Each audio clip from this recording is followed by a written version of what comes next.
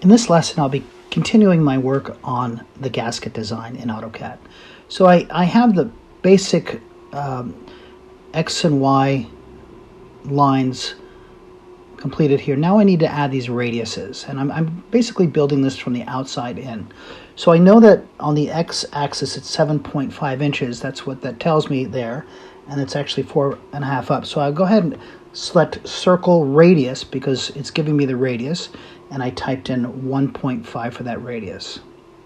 And again, it's always good to verify as you go along, and we're going to have to dimension this anyway, so let's go ahead and confirm it's the radius of 1.5 inches, and it is, so that's good.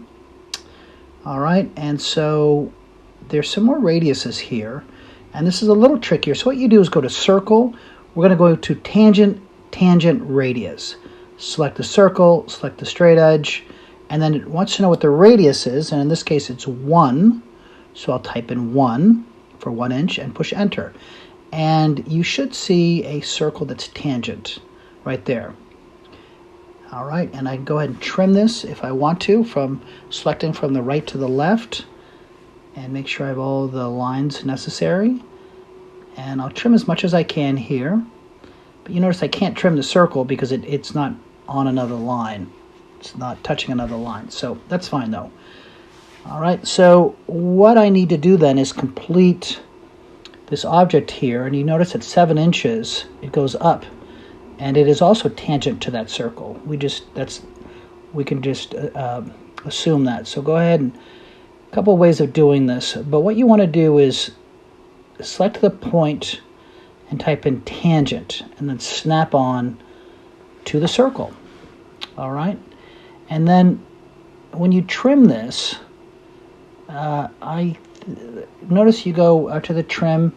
Now I've not selected everything here, so if you do it like this, you'll notice that it just won't select it because I've not selected the other side. So I could click all day long and nothing will happen. So let's try that again.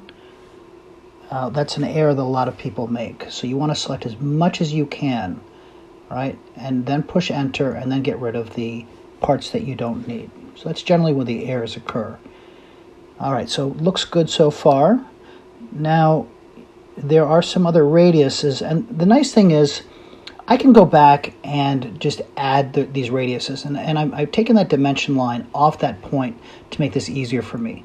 So what I'm going to do is, in the menu, I'm going to select Fillet, and I could type in F-I-L-L-E-T, select the radius. I want to tell it what it is. In this case, the top one is at 1/4 inch or 0.25, and I select the line, and it's pretty smart. It'll do it for me. This is actually a very powerful tool.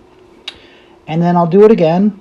So go ahead and type in Fillet, or select the icon above in the ribbon, and select the radius, and I want this one to be at 3/4 or 0.75, and push enter, and then I should be able to just select the lines and hit enter. It's actually a great little feature there. There's lots of other ways of doing it. Obviously I could build a circle and trim, but you've completed the second exercise.